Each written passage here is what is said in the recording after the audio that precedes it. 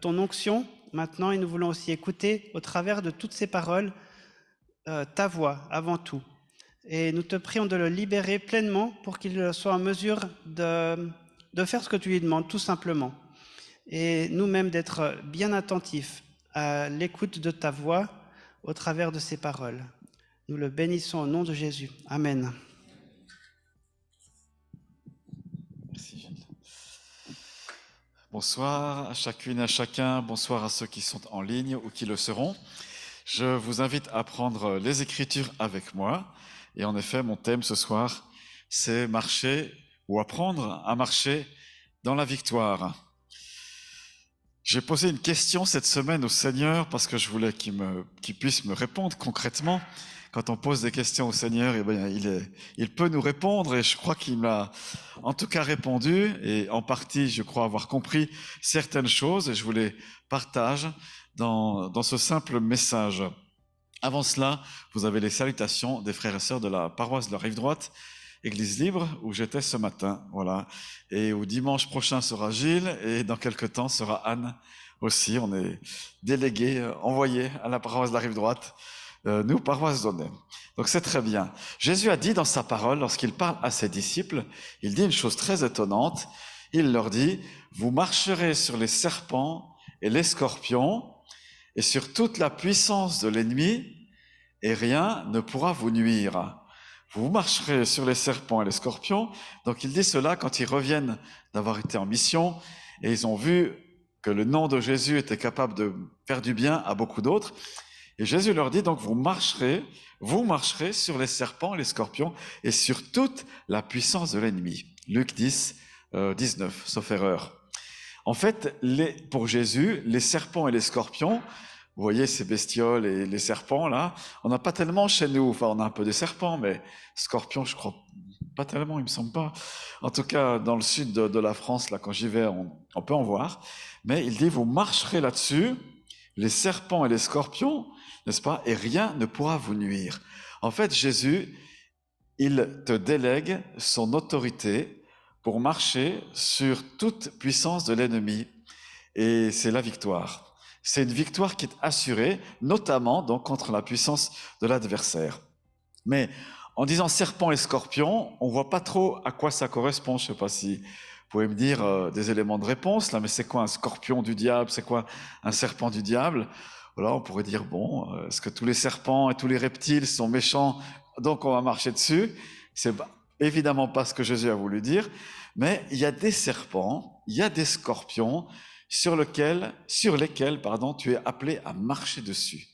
Je ne sais pas si on marche sur un scorpion, quel bruit ça fait. Si vous avez déjà marché sur un cafard, c'est sympa. Hein, ça fait non seulement le bruit, mais en plus c'est un peu dégoûtant. Voilà, on imagine que tout ce qui vient de l'adversaire ou tout ce qui est adversaire dans nos vies, on a un pouvoir délégué pour marcher dessus et écraser cette puissance. Alors, j'ai lu une partie de l'évangile, enfin quelques versets, chapitres de l'évangile de Jean, et dans ces chapitres les plus, on va dire les plus intimes qu'on vit avec Jésus et avec ses disciples,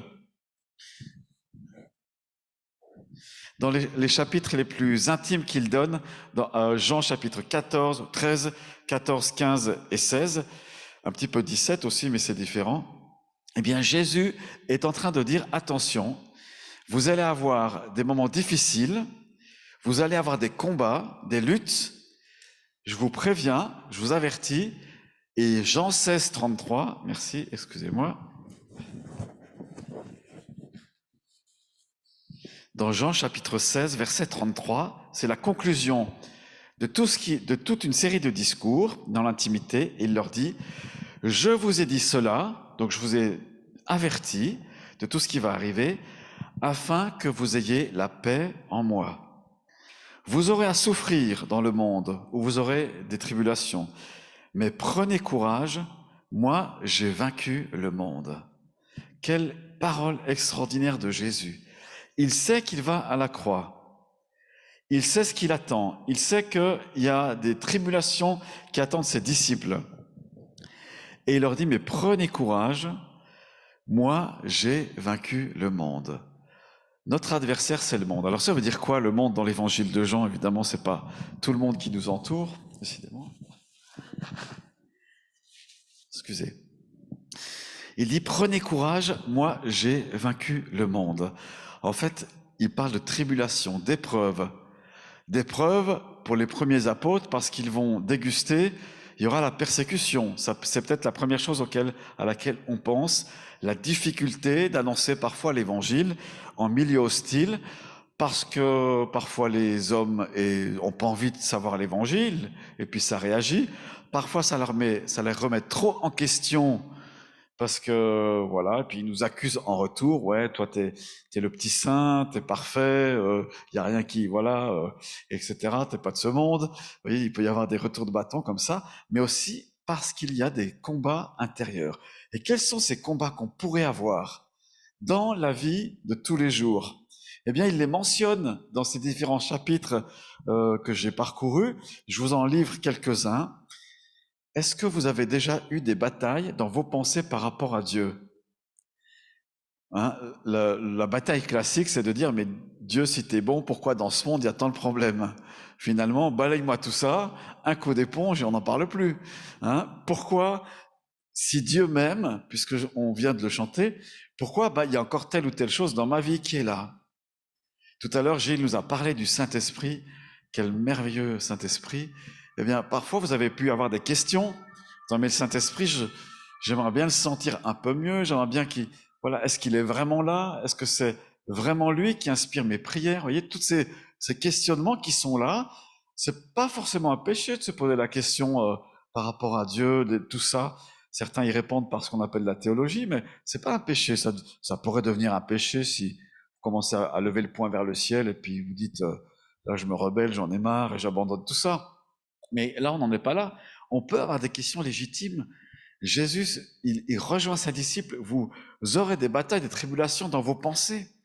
Vous allez avoir des questionnements sur Dieu, sur l'amour, sur la croix, etc., sur ce que je vais vivre. J'ai vaincu le monde. J'ai vaincu le monde. J'ai parlé de la persécution. Ça vous est déjà arrivé de témoigner de votre foi? Moi, ça m'est arrivé, hein, d'être tout bien intentionné, d'avoir vraiment l'amour pour les personnes là, puis vous en prenez une derrière, quoi. La personne vous remballe à votre secte, vous dites, voilà, je veux rien savoir de ta foi, de tes bondieuseries. Ça vous est arrivé des fois? Oui, ça risque de nous arriver encore. Ça, c'est aussi une tribulation, c'est une bataille. Il y a peut-être pas que ça, hein. Vous avez aimé la personne, vous lui avez témoigné de votre foi, vous l'avez servi en pratique, vous avez vu qu'il y avait un besoin, vous l'avez aidé, etc. Puis après, la porte se ferme, voilà, on ne peut rien savoir.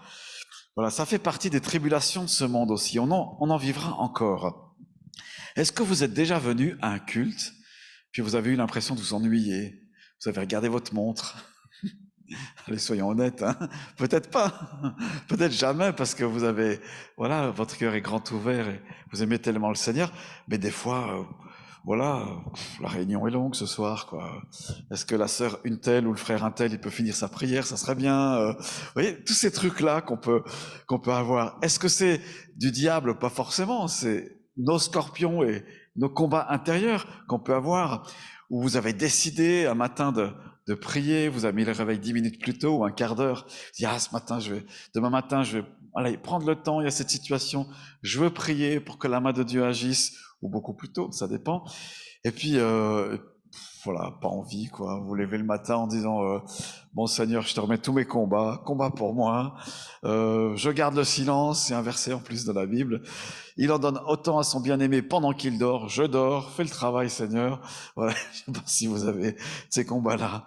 En fait, c'est ce que Jésus dit à ses disciples. Vous allez avoir ces tribulations. Il y a d'autres tribulations, entre guillemets, que je peux mettre là. Seigneur, dans cette situation, si tu avais été là, ça ne serait pas passé comme ça. Est-ce que vous avez déjà pensé ça? Seigneur, ça aurait été tellement chouette si j'avais vécu il y a 2000 ans en arrière, je t'aurais vu agir dans telle ou telle situation. Tu aurais été là en chair et en os, tu aurais vu le problème, tu aurais répondu sûrement, ah Seigneur, si tu avais été là. Ou si j'avais pu entendre la voix du Seigneur, peut-être bien qu'il m'a averti dans cette situation. J'ai fait un mauvais choix, ça me poursuit encore aujourd'hui, je ne sais pas comment me dépatouiller. Tout ça aussi, c'est des tribulations. C'est notre faute à quelque part. Ça peut être voilà, on fait des mauvais choix, on se trompe, on était sincère ou pas. Mais voilà, on a pu se tromper. Là aussi, Jésus, dans tous ces chapitres-là, il rejoint ses disciples. Et peut-être bien que ce soir, il nous rejoint. Peut-être même que vous avez un jour dit, Seigneur, j'en ai marre de la Bible, je ne la lis plus, elle reste fermée, je comprends plus rien, je laisse tomber, voilà, je t'aime toujours, mais la Bible, j'arrête un peu, quoi. Ça me fait trop, ça sature. Voilà, peut-être ça vous est arrivé, peut-être ça vous arrivera, et on peut avoir comme ça une forme de lassitude, une fatigue, et puis c'est quelque part un serpent ou un scorpion qui nous mord dans nos pensées. Parce qu'on sait en théorie que la Bible, elle est bonne. On sait que c'est le meilleur livre du monde. Et puis, voilà, on n'en a pas envie. Et bien, tout ça, de manière directe ou indirecte, Jésus en parle. Et puis, il y a une autre bataille. C'est celle de s'aimer les uns les autres. C'est tout d'un coup, on se dit, mais ce frère, cette sœur de l'église, j'avais plaisir à être avec elle. Et vice-versa, il me semblait. Et puis là, ça joue plus. Là, il semble qu'il y a un serpent ou un scorpion qui est venu, qui nous a piqué, et puis on s'entend plus très bien, on prie pas ensemble, ou plus ensemble. Ça peut être dans le couple, hein, ça peut être aussi dans la famille, ça peut être voilà, avec un ami chrétien, une amie chrétienne. Voilà, il y a quelque chose qui s'est passé. Je pense qu'on peut mettre tout ça dans nos tribulations respectives, dans tes tribulations. C'est comme si on faisait une liste ce soir des différents défis qu'on a, des batailles qui sont à mener. Et Jésus dit, je vous ai dit tout cela, afin que vous ayez la paix en moi. Vous aurez des combats, des tribulations, des épreuves, mais prenez courage, j'ai vaincu le monde. Cette phrase, elle est tellement puissante. Encore une fois, le premier sens, c'est Jésus va à la croix, ses disciples vont être dispersés, vont plus le suivre. Prenez courage, j'ai vaincu le monde. La victoire, c'est comme une parole de triomphe que dit Jésus à ses disciples. Et il sait tellement ce qu'il attend. Il sait que dans quelques heures, on va le percer, on va le fouetter avant, on va l'humilier, il va perdre tout son honneur. Sa mère va le voir pendu sur la croix, etc. L'humiliation complète. Vous savez, à l'époque, les Romains, ils étaient expéditifs. Procès, pas procès, on s'en fiche. La plupart du temps, c'est la mort ou les coups de fouet, quoi. À choix. Si t'es sympa, t'as les coups de fouet. Si t'as fait un petit peu de truc travers contre les Romains, si t'as été un peu, voilà, séditieux, si t'as levé un peu une rébellion, c'est le poteau qui t'attend et fini pour toi, quoi. Hein. Donc voilà, ça badinait pas. Nous, dans notre temps, c'est différent. Mais il n'empêche que ces tribulations, on en a d'une certaine manière aussi. Vous avez peut-être un jour prié en disant, Seigneur, ma foi est-ce qu'elle est? Est-elle forte? Est-elle faible? J'en sais rien, mais que ta volonté soit faite. C'est aussi à quelque part être piqué par un serpent, mordu par un serpent, puisque on est appelé à combattre la foi, le bon combat de la foi. Et avoir un niveau de foi qui est, voilà, au plus proche de ce que le Seigneur veut pour nous. Alors si je vous dis ça, puis que ça vous plombe un peu, prenez courage, Jésus a vaincu le monde. Jésus veut t'apprendre et nous apprendre à continuer ou à marcher dans la victoire. Et j'aime beaucoup ce verset, prenez courage. Ce soir, il y a du courage pour chacune et pour chacun. S'il y a des choses que vous avez acceptées comme telles, alors que c'est une défaite aux yeux de la parole de Dieu ou à la lecture de la parole de Dieu, prenez courage. Jésus est avec toi pour gagner cette bataille. Et la question que j'ai posée au Seigneur mercredi soir, c'était mercredi soir, Seigneur, ça veut dire quoi ta victoire pour moi? Alors, dans les écoles de théologie, on apprend en général qu'il y a 3 domaines où Jésus a remporté la victoire. Le premier, peut-être vous allez deviner, c'est le péché. Jésus, à sa mort sur la croix, il a vaincu ton péché et mon péché et son pouvoir. Parce qu'il y a l'acte de péché et il y a ce que ça entraîne. Quand on pratique le mal et le péché, ça entraîne un pouvoir sur nous. Et le péché devient un maître.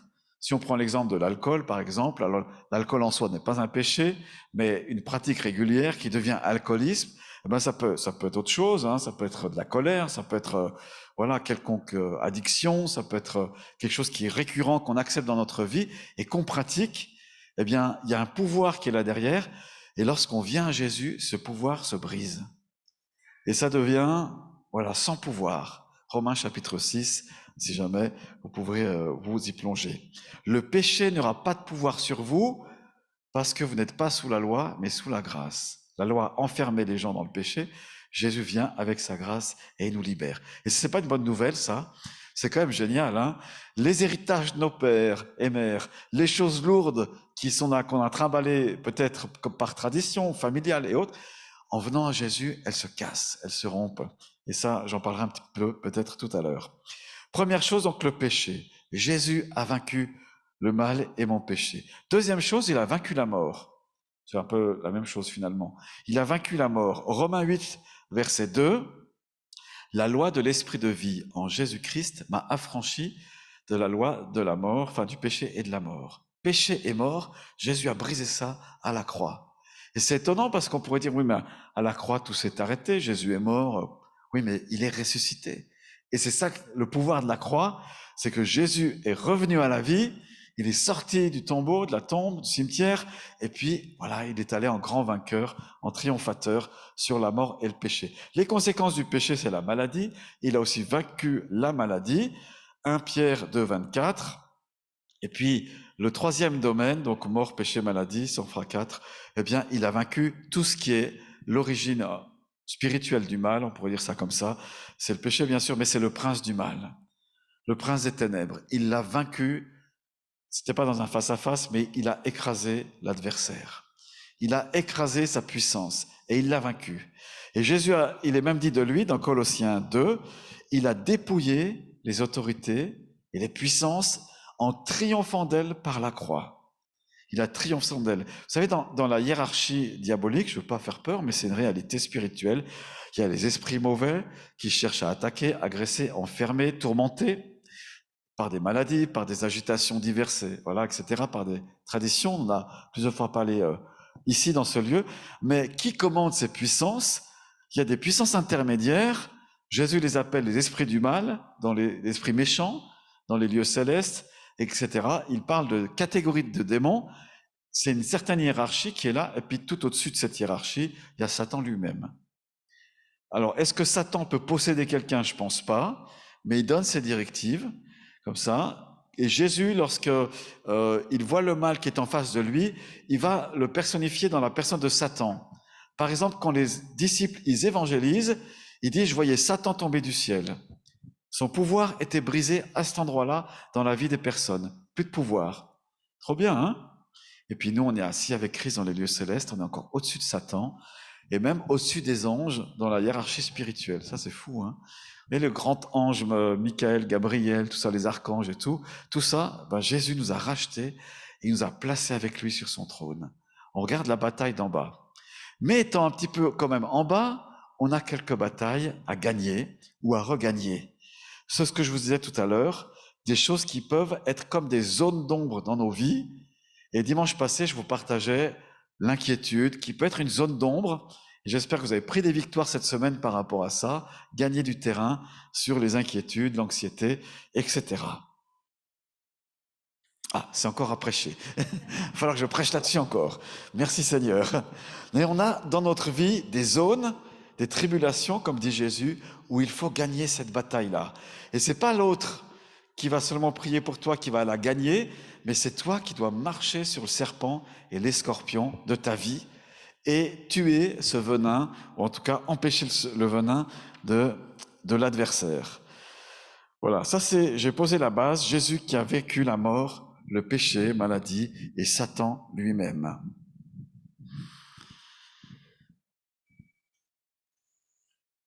Vous aurez à souffrir dans le monde, prenez courage, j'ai vaincu le monde. Jésus te promet sa victoire. Merci à lui, hein. Dans Colossiens chapitre 2, il y a cette belle image du triomphe. Et c'était à l'époque... Bon, hier soir, il y avait... J'ai pas vu le match, mais il y avait... C'était quoi, la Ligue des Champions? La finale de la Ligue des Champions. Le Real a gagné. Moi, j'étais pour les rouges, mais tant pis. Non, pardon. Voilà. Mais les vainqueurs, ils ont célébré. Mais il n'y avait que 11 bonhommes qui ont gagné sur le terrain. Peut-être les remplaçants, je sais pas. J'ai pas vu le match encore une fois. Mais tous les supporters du Real... c'est eux qui ont célébré la victoire, d'accord? Et peut-être les autres aussi, si vous étiez devant votre écran, comme ça. Mais qui a joué sur le terrain? Ils étaient que 11, d'accord, hein? Jésus est le seul qui a gagné la victoire et il nous associe à sa victoire. C'est pas beau, ça? C'est à toi et à moi de saisir cette victoire dans tes zones d'ombre qui sont là. Et mercredi soir, quand je posais cette question au Seigneur, Seigneur, c'est quoi ta victoire pour moi? Qu'est-ce qu'elle veut dire? Donc, je savais la théorie, la mort, les péchés, la maladie, et c'est pratique aussi dans ma vie. Mais il y a 3 zones d'ombre qui sont apparues comme ça, et je commençais à être troublé. Je peux pas vous les dire parce que c'est ma relation perso avec le Seigneur. Personne ne sait sauf lui et moi. Mais 3 zones d'ombre qui étaient là, j'ai pu identifier. Et puis quand le Seigneur me les a fait identifier, comme ça, je me suis senti mal. J'étais oppressé, j'étais pas bien. Pourtant avant, j'ai passé un bon temps dans la présence de Dieu, dans la louange. Puis première zone d'ombre, comme ça, j'étais mal. Alors j'ai demandé pardon au Seigneur. Seigneur, ça, je veux plus être dans l'ombre par rapport à ça. Dans cette petite zone de ma vie, je veux que tu aies la victoire. Il m'a fait comprendre, mais prends-la, cette victoire, par la foi. Saisis-la, elle est pour toi. T'as pas combattu sur le terrain. Moi, j'ai combattu pour toi. Et dans cette zone-là, ça peut être quoi? Ça peut être de la colère. Peut-être t'es quelqu'un de colérique, coléreux. Là, invite le Seigneur à prendre la victoire, ou plutôt saisis la victoire du Seigneur avec toi. Ça peut être autre chose. Tout à l'heure, je parlais de l'alcool, mais ça peut être carrément autre chose. Ça peut être une petite chose, vous savez. Je sais pas, la dépression de l'automne, ben là, on va vers l'été, c'est génial. Mais quand vient l'automne, il y a des personnes qui redoutent ce temps-là. Il y a moins de lumière, il y a moins de luminosité, puis elles sont dans une légère dépression comme ça. Ben, peut-être dans cette zone d'ombre, le Seigneur va te donner la victoire. Moi, je suis sûr. C'est dans ce domaine-là. Ça peut être autre chose. Ça peut être, je sais pas, une addiction à certains médicaments. Et des fois, on n'est pas tellement accro à la substance, mais c'est au geste, le geste de prendre le médicament. Et puis quand on ne le prend pas, on se dit, mince, il y a une crainte qui est là. C'est léger, hein? Mais ça peut être quelque chose qui empêche de vivre pleinement dans la joie et dans la vie en abondance. Et ça peut être aussi d'autres domaines. On peut parler de l'angoisse. Peut-être certains, ils ont la crainte d'être volés. La crainte qu'il y ait un voleur qui rentre chez eux. Alors, à chaque fois, ils ferment à double tour, triple tour, et etc. La voiture, il vérifie 4 fois que c'est bien fermé. Mon porte-monnaie, où il est? Vous voyez, il y a une légère crainte qui est là, puis on ne s'en rend pas compte. Mais c'est comme une zone, en fait, où quelque part, on laisse à l'adversaire un pouvoir, le pouvoir de la crainte. Et Jésus, il te dit, faut que tu marches là-dessus. Faut que tu arrives à prendre la victoire. Je suis avec toi. Je suis avec toi. J'ai gagné le combat. Ouais, mais Seigneur, c'est des petits trucs. Je peux bien aller au ciel avec ça. Non, non. Laisse pas passer ça. Parce que comme on dit, qui vole un œuf vole un bœuf, c'est-à-dire que ça peut être après la porte ouverte à des choses plus grandes. Ferme tout de suite la porte. Si tu as identifié quelque chose, ferme tout de suite la porte. Ça peut être la peur de pas être payé, la peur de pas avoir son salaire, la peur de la maladie. Il y a ce truc qui circule avec un nom tellement bizarre. Vous l'avez peut-être en tête, ce nom-là, de ce prochain machin qui nous exploserait à la figure. Virus. Mais les amis, il faut pas laisser la porte ouverte à ça. Et puis si on tombait malade, le Seigneur peut nous relever, c'est pas grave. Mais il faut pas tomber dans, c'est quoi, hypochondriaque, je crois, hein, la peur de tomber malade. Ça aussi, il faut fermer les portes, etc. Et si tu as ça, c'est pas un problème pour Jésus. Apporte-le au Seigneur. Le Seigneur n'est pas en train de te dire, tu ne devrais jamais avoir ça dans ta vie. Mais il te prend et dit, viens, on va faire un bout, tu vas avoir la victoire. Ceux qui ont des rendez-vous réguliers chez le Toubib, vous connaissez bien votre médecin, votre spécialiste ou autre, puis vous avez peut-être l'habitude de l'entendre parler toujours de cette maladie, parler toujours de ceci, cela. Préparez-vous avant, disant, Seigneur, moi je veux que ton diagnostic. Ok, je suis d'accord que tu utilises le médecin pour que j'ai un mieux-être dans ma vie, mais je veux surtout me référer à toi. Et je veux pas me mettre sous une parole qui me maintiendrait dans une limitation de ma foi ou dans ma relation avec toi, par exemple. Hein. Vous savez, il y a tous ces détails qui sont là, il faut faire attention. Il y a certains parmi nous, peut-être, ils se disent, mais moi, j'ai pas le don de célibat. Puis ils ont peur peut-être de l'être toute leur vie. Et si tu n'as pas le don de célibat, si le Seigneur t'a pas donné cette capacité d'être célibataire, puis que tu l'es, il y a peut-être une crainte qui est là en disant, mais je risque de passer toute ma vie à quelque chose d'important. Seigneur, je veux pas, qu'est-ce que je dois faire? Ferme la porte à cette peur. Vis ton célibat en étant heureuse ou heureux, parce que Jésus il veut bénir, donner la vie en abondance pour chacune et pour chacun, là où tu en es. Et puis au temps favorable, il y aura la bonne personne qui viendra, tu vas voir. Ce sera le prince charmant, la princesse charmante, qui l'aura préparé pour toi, qui sera voilà la bonne personne. Donc il faut fermer la porte à ça. C'est peut-être ton combat aujourd'hui. C'est peut-être il y a un lourd combat aujourd'hui. Mais le Seigneur, il est avec toi pour t'amener ça. Et puis, nous qui sommes mariés, il y a aussi d'autres combats qui peuvent être là. Parce que peut-être on a perdu le feu, on a perdu l'amitié fraternelle, la communion, l'intimité. Tout ça, c'est des luttes qu'il faut regagner, il faut reprendre. Comment faut faire quand on est célibataire, qu'on aimerait avoir l'affection d'un conjoint, d'un futur conjoint? Bien sûr, le Seigneur peut combler. Hein. Il y a une tendresse dans le Seigneur à trouver peut-être. Il y a aussi peut-être des amitiés à découvrir. Il y a peut-être voilà des choses. Mais on veut pas se laisser voler la joie que le Seigneur nous donne et la vie qu'il nous donne ici en abondance. D'accord? On veut fermer les portes et faire que toutes les zones grises puissent devenir en couleur. Amen.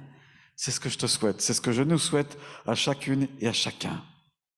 Voilà, il y aurait peut-être plein d'autres choses. Je ne sais pas ce que tu vis en ce moment, mais je finis avec 5 points rapides. Comment vaincre? Comment marcher dans la victoire par rapport à ces zones que vous identifiez peut-être dans votre vie? Ben justement, le premier point, c'est identifier son ennemi. Nulle part, enfin si, ça s'est vu quelquefois, des généraux sont partis au combat sans identifier l'ennemi. Tu es un général de ta vie. Générale, commandante ou commandant, capitaine de ta vie, quels sont tes ennemis? Quelles sont tes zones ou ta zone de faiblesse? À moi, par exemple, je sais que le Seigneur m'a appelé à faire ceci, cela, mais je me sens un peu paralysé avec ça. Identifier son ennemi. Et si tu ne sais pas quels sont tes ennemis, tu peux prier le Seigneur pour qu'il ouvre tes yeux. Seigneur, est-ce que j'ai des ennemis? Quand je fais ce genre de prière, en général, il utilise ma femme pour identifier mes ennemis. Chérie, je t'aime. J'ai décidé de l'aimer toujours et en tout temps. Ça vous fait ça peut-être dans le couple, hein, les personnes mariées, ou alors ton frère, ta sœur, il te dit quelque chose, peut-être sans s'en rendre compte, et puis ça met le doigt sur quelque chose. Une faiblesse de foi, la peur de la solitude, etc. Identifier ton ennemi. Seigneur, montre-moi. C'est difficile de voir des fois ses propres ennemis. C'est pour ça que Jésus utilise l'image de la poutre et de la paille. Il dit, mais tu vois bien la poutre de chez ton voisin, ton frère, mais toi, tu vois bien la paille chez l'autre, et puis, mais toi, tu as quand même, retourne le miroir un peu sur toi. Voilà, on peut faire cette prière, Seigneur, aide-moi à voir. Qu'est-ce que, dans cette saison que je vis, à quoi tu veux que je m'attelle? Qu'est-ce qui va, mets le projecteur là-dessus. Première chose, identifier.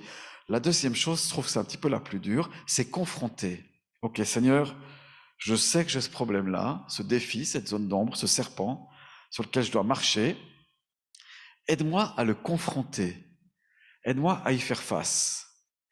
Aide-moi à ne pas être dans le déni, à pas minimiser, puis à pas maximiser non plus ce problème.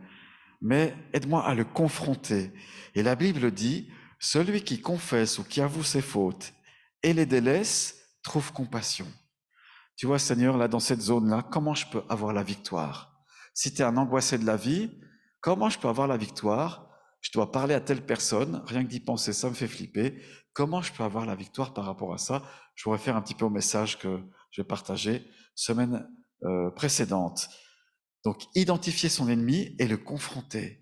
Être vrai avec Dieu. Ça, je crois que c'est vraiment important. Un jour, j'étais avec des amis pasteurs avec qui on s'entend très bien. On prie quasi tous les vendredis ensemble.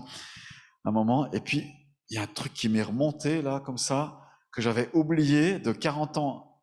J'ai quel âge? 55 plus de 45 ans, 48 ans en arrière. J'étais gamin, j'ai vécu telle chose. Ça m'est remonté là, je revois la situation, j'arrive plus à prier. Je dis, écoutez, est-ce que vous voulez prier pour moi? Tout d'un coup, j'étais envahi d'une, je sais pas comment les psys peuvent dire ça. Je n'étais pas paniqué, mais j'ai revu la scène et le Saint-Esprit était là et je pense qu'il a fait remonter le truc, quoi, qui était enfoui. Et puis ils ont prié pour moi, je me suis ouvert, j'ai dit ce qui s'était passé, on était dans la confidence, voilà, je leur fais confiance, quoi. Mais c'est remonté là. Waouh, puis après la prière, mais merci Seigneur. J'étais débarrassé de ce fardeau-là. Ça m'a pris à la gorge, quoi. Le truc comme ça, et ça peut arriver quand l'Esprit de Dieu est là, il balaye le temple et il nettoie. Donc confronter la chose et vouloir s'en débarrasser, vraiment. Troisième chose, c'est demander de l'aide. Donc identifier, confronter, demander de l'aide. Plusieurs fois, Jésus va vers les aveugles, puis il dit, mais tu veux que je fasse quoi? Tu veux que je fasse quoi? C'est évident, Seigneur. Pourquoi il faut verbaliser? Parce qu'il aime entendre comment manifester sa puissance. Qu'est-ce que tu veux que je fasse, Seigneur? Que je recouvre la vue. Ouvre-moi les yeux. Ok, je le veux. Que tes yeux s'ouvrent. Qu'est-ce que tu veux que je fasse? Seigneur, j'aimerais que cette angoisse-là, j'en sois débarrassé à vie. Est-ce que c'est possible? Ok, je te mène dans la victoire. Alors, crie au Seigneur, demande-lui, Seigneur, débarrassement. Je veux m'en débarrasser. Crie à lui. Tous ceux qui ont crié à Jésus dans son ministère terrestre, ils ont été touchés par lui. Cette femme qui avait des règles qui n'arrêtaient pas de couler, ces aveugles qui ont crié, Fils de David, aie pitié de moi. Bartimée, le fameux Bartimée, il a crié à Jésus. Jésus est venu, il l'a rencontré, il l'a touché. On a un Seigneur qui n'est pas limité dans sa puissance. Demande son aide. Identifier, confronter, demander de l'aide au Seigneur. Et puis après, on peut aussi demander de la prière d'autorité. Seigneur, tu peux prier pour moi? Ok, je vais utiliser Gilles, Yvalin, Sylvie pour ça. D'accord? Il peut le faire directement. Peut-être un jour le Seigneur t'imposera les mains directement. Mais c'est peut-être un cas de force majeure parce que tu es tout seul sur une île déserte. Personne ne peut t'imposer les mains autre que lui. Mais il utilise le corps de Christ pour ça. Voilà, demande de l'aide, demande la prière d'autorité. Frères et sœurs, on a un nom qu'on peut utiliser qui est merveilleux. C'est le nom de Jésus. Le nom de Jésus. Est-ce que tu l'utilises pour toi-même, pour les autres? Est-ce que tu peux utiliser ce merveilleux nom du Seigneur? Ceux qui étaient à présence à Ambilly, je pense qu'ils ont vu le nom du Seigneur actif. Peut-être il y en a qui témoigneront un jour. Prière d'autorité, parce qu'il y a une prière spécifique qui peut être donnée par rapport à la solitude, par rapport à l'angoisse, tes combats personnels, la peur dans cet examen qui vient, la semaine prochaine, etc. Tu flippes, puis ça te paralyse. Mais là, il y a une prière d'autorité peut-être à faire. Ou demander simplement la paix. Et puis le cinquième point, c'est apprendre à occuper le terrain. Apprendre à occuper le terrain. Quand il y a une bataille qui est menée, niveau militaire, voilà, on a combattu, qu'est-ce qu'ils font les soldats? Ils mettent des têtes de pont, ils instaurent maintenant un nouveau quartier, poste de commandement, voilà, cherchez le mot, pour occuper le terrain. Voilà, ils sont là, ils sont pas en train de dire, ok, ils se frottent les mains, on a tué tout le monde, on a vaincu, c'est bon, on rentre à la maison, allez hop. Non, il faut occuper le terrain. Et dans ta vie, je pense qu'un des meilleurs moyens d'occuper le terrain, c'est la louange et la prière à Dieu. À la place de l'angoisse, à la place de la solitude, remplis ça par de la louange à Dieu. Un chant, une parole, tu te branches sur Internet, tu mets tes chansons de louange préférées, tu loues Dieu et tu verras là que tu occupes le terrain. Au besoin, tu prends un texte des Écritures qui concerne ta situation là. Est-ce qu'il y a des textes qui concernent, je reviens à ça, le célibat par exemple? Ah, c'est clair qu'il y en a. C'est clair qu'il y en a. Il y a Anne une fois qui nous a témoigné de ça avant qu'elle soit mariée. Il y a longtemps, tu avais reçu un verset, c'était « Ta terre aura un époux ». C'était ça, hein? Ésaïe, je crois. C'est génial. Il y a plein de versets qui concernent le célibat et qui, si tu veux te marier comme ça, il y a plein de versets par rapport au travail. C'est à toi de les fouiller, de les trouver. Puis aujourd'hui, avec Internet, c'est tellement facile. Vous tapez victoire dans la Bible, sur la dépression. Vous allez tomber sur les psaumes 40 et quelques, par exemple.